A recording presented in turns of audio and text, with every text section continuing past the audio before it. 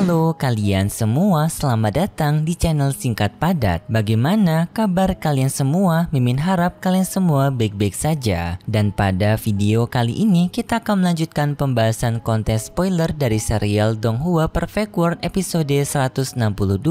Dan langsung saja kita masuk ke bagian cerita terbarunya. Sekarang pun Shihao akhirnya telah mendapatkan obat suci tersebut. Yang sekarang obat suci itu telah berada di tangannya Shihao. Baru saja Shihao menggenggam obat suci itu, Shihao telah merasakan efek yang sangat menakjubkan dari obat suci ini. Karena Shihao merasakan rasa nyaman dari tubuhnya seperti akan melayang setelah menghirup aroma herbal dari obat suci. Luo Dao yang melihat ini pun merasa sangat iri kepada Shihao karena telah mendapatkan obat suci. Hal yang tidak akan ia bisa dapatkan karena ia sekarang merupakan bawahannya Shihao. Tidak hanya Luo Dao, para tetua lainnya juga yang melihat pemandangan ini juga merasa sangat iri kepada Shihao. Karena perlu diingat obat suci ini merupakan obat yang sangat langka dan juga harta yang tak tertandingi. Pada 3000 provinsi alam yang lebih tinggi hanya ada beberapa sekte yang memiliki obat suci, tetapi obat itu merupakan obat dewa palsu. Berbeda dengan obat suci yang dimiliki oleh Shihao yang tumbuh secara alami dan harganya sangat luar biasa tidak tertandingi. Warisan kuno seperti ini sudah cukup untuk membuat setiap sekte gila karena merasa iri. Lalu Shihao pun memasukkan obat suci itu ke dalam tungku penyimpanannya. Hong Huang yang melihat ini pun merasa sangat terharu atas keberhasilannya Shihao. Tetapi Hong Huang sadar jika obat suci seperti ini tidak mungkin dirinya bisa mendapatkan bagian dari Shihao.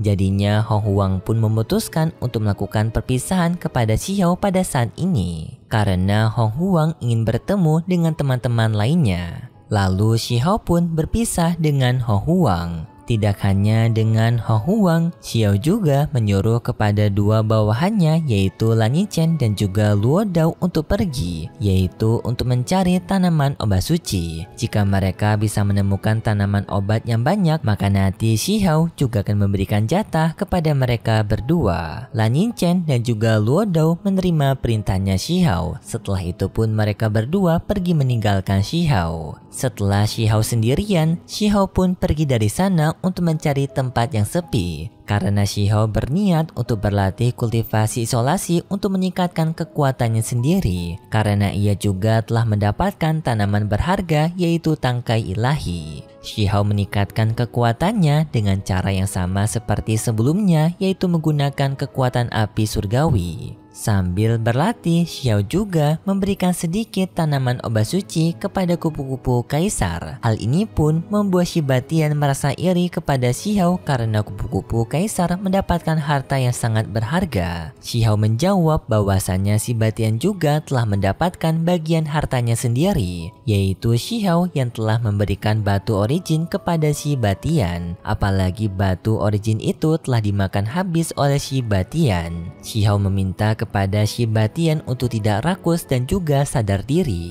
Shiba Tian yang mendengar itu pun jadi sangat malu atas sikap kerakusannya. Sedangkan kupu-kupu kaisar merasa sangat berterima kasih kepada Shihao karena telah memberikan dirinya sebagian kecil dari tanaman suci tersebut. Shihao merespon bahwasannya ia telah menepati janji kepada kupu-kupu kaisar. Karena Shihao dulunya telah membuat janji kepada kupu-kupu kaisar kalau Shihao akan membantu kupu-kupu kaisar untuk mencari semua jenis tanaman obat agar bisa membantu kupu-kupu kaisar menjalani transformasi. Dan alasan lainnya juga karena Shihao penasaran bagaimana kekuatan sebenarnya dari kupu-kupu kaisar jika kupu-kupu kaisar telah dewasa. Lalu Shihao pun melanjutkan proses dari peningkatan kekuatannya yaitu dengan kultivasi isolasi menggunakan kekuatan api Dao untuk membakar tubuhnya sendiri seperti penempaan yang sebelumnya telah dilakukan oleh Shihao tetapi sebelumnya gagal karena Shihao yang tidak kuat untuk menahan api tersebut. Namun karena sekarang Shihao yang telah mendapatkan tangkai dari obat suci membuat Shihao percaya diri bisa melewati ujian kali ini. Ujian api Dao yang membakar tubuhnya Shihao berlangsung sangat lama sampai beberapa hari. Pada hari pertama, Shihao bisa menjalani ujian ini dengan sangat santai. Dirinya tidak mengalami masalah akibat pembakaran dari tubuhnya sendiri. Tetapi setelah beberapa hari berlalu, ujian yang dijalani oleh Shihao telah memunculkan ujian sebenarnya, yang dimana sekarang Shihao merasakan rasa sakit yang amat sakit di seluruh bagian tubuhnya. Api yang membakar tubuhnya Shihao sekarang telah membakar tubuh Shihao dengan sangat ganas. Seluruh tubuhnya sekarang hanya tersisa bagian kecil atas dagingnya Shihao. Karena kondisi Shihao yang semakin sekarat, Shihao pun menggunakan kekuatan dari tangkai obat suci untuk memperbaiki tubuhnya. Hal itu berhasil membuat tubuhnya Shihao bisa kembali pulih dengan waktu yang sangat cepat. Tetapi karena api yang semakin mengganas membakar tubuhnya Shihao, kondisi pulihnya Shihao hanya berlangsung sementara. Setelah itu Shihao berada di kondisi yang sekarat kembali. Shiba Tian dan juga kupu-kupu kaisar merasa sangat khawatir kepada Shihao karena Shihao yang terlalu memaksakan dirinya sendiri. Shihao menenangkan mereka berdua kalau dirinya akan baik-baik saja menghadapi ujian ini. Jika dirinya tidak menghadapi ujian ini, maka kekuatan Shihao tidak akan meningkat. Shihao sudah sadar seberapa berbahayanya dan juga berharganya peningkatan kekuatan ini. Dan Shihao akan tetap melaksanakan ujian ini sampai dirinya telah berhasil melewati ujian ini. Ujian tersebut berlangsung terus-menerus dari 600 garis cahaya api sampai 900 garis cahaya api. Dan semakin ujian ini terus meningkat, maka siksaan yang akan diterima oleh Shihao semakin pedih. Yang untungnya Shihao bisa memulihkan tubuhnya dengan cepat menggunakan tanaman obat tangkai suci yang sebelumnya telah didapatkan oleh Shihao. Namun di saat Shihao yang ingin mengonsumsinya lagi, tiba-tiba saja tanaman tangkai suci itu yaitu Void Sky Divine berbicara kepada Shihao. Bahwasannya Shihao sebelumnya telah berjanji kalau ia tidak akan memakan seluruh bagian tubuhnya. Tetapi kenapa Shihao sekarang masih belum selesai memakan tubuhnya? Kata dari tanaman obat tangkai Void Sky Divine kepada Shihao. Shihao menjawab dirinya memang menepati janji itu, tetapi sekarang Shihao masih membutuhkan bagian sedikit dari tanaman Void Sky Divine untuk bisa menyembuhkan luka dao besarnya. Void Sky Divine telah mengetahui bahwasannya Shihao menginginkan kehidupan abadi. Namun di saat itu tiba-tiba saja gelombang surga melaup melonjak dalam hatinya Shihao. Shihao pun bertanya hal apa yang akan dilakukan oleh Void Sky Divine. Void Sky Divine memberitahu kepada Shihao bahwasanya ia merupakan tangkai obat suci yang telah hidup selama bertahun-tahun tanpa akhir. Jadi secara alami telah melihat kejadian yang telah terjadi pada dunia, termasuk orang-orang jenius yang berniat untuk masuk ke dalam jalur keabadian sama seperti Shihao sekarang. Void Sky Divine memberitahu kepada Shihao bahwasanya jalan yang sekarang sedang ditempuh oleh Shihao merupakan jalan yang sangat sulit. Bahkan Kaisar Perang ataupun 6 Celestial besar tidak pernah bisa memasuki jalan keabadian ini. Lalu Void Sky Divine juga memberikan satu penglihatan pada masa kuno mengenai seseorang yang sangat hebat yang juga mengikuti jalur keabadian. Yang dimana pada penglihatan itu Shihao pertama diperlihatkan dengan adanya sebuah badai petir raksasa. Badai petir itu merupakan kesengsaraan surgawi. Tetapi kesengsaraan surgawi yang Shihao lihat merupakan kesengsaraan surgawi yang sangat besar. Belum pernah Shihao melihat adanya kesengsaraan surgawi yang begitu besar seperti ini. Saking besarnya kesengsaraan surgawi ini membuat seluruh bagian langit yang berada di bumi menjadi sangat gelap, seperti akan terjadi akhir dunia. Dan dalam penglihatan itu Shihao juga melihat adanya seorang pemuda yang akan mengikuti ujian kesengsaraan surgawi tersebut. Yang tak disangka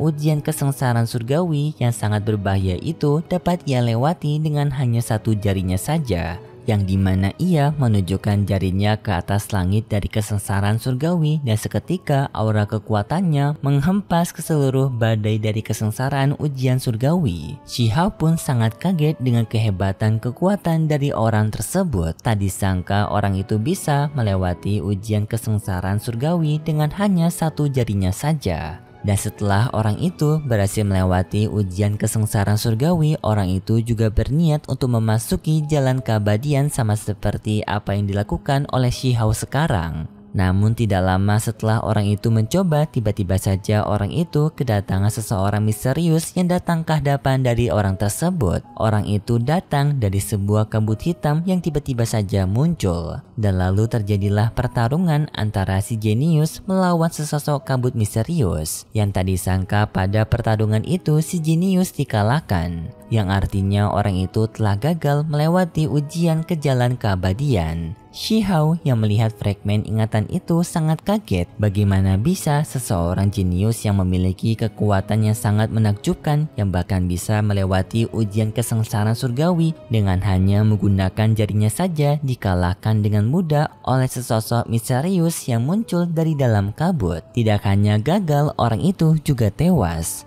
Voice Sky Divine memberitahu kepada Xiao bahwasanya orang yang tadi diperlihatkan oleh Voice Sky Divine merupakan salah satu jenius yang mengalami kegagalan waktu mengikuti ujian keabadian. Dan orang yang gagal ini bernama Qianyu. Xiao yang mendengar nama Qianyu mengetahui siapa Qianyu ini, yang dimana Qianyu merupakan seseorang dari klan Kekaisaran Ye pada era kuno. Dan Xiao telah mengetahui keberadaan Qianyu pada masanya merupakan yang paling kuat. Tetapi Xiao tak menyangka akan gagal dalam melewati ujian keabadian. Tidak hanya menceritakan satu cerita, Voice Sky Divine menceritakan kisah lainnya, yang dimana seseorang bernama Mo Wudao, seseorang yang juga berasal dari klan kaisar era kuno. Xiao mengenali orang tersebut yang dulunya pernah Xiao baca di dalam buku tulang yang diberikan oleh guru Qi Daolin. Void Sky Divine bercerita kepada Xiao bahwasanya orang yang bernama Mo Wudao ini dulunya juga mengikuti ujian keabadian. Dirinya telah berhasil melewati semua rintangan, tetapi pada saat rintangan terakhir dirinya melawan sesosok misterius dari kabut yang sama juga. Dan dalam sekilas ia dapat dikalahkan dengan sangat mudah. Dan setelah pertarungan yang sengit itu, Mo Wudao dianggap menghilang dan juga tidak pernah ditemukan.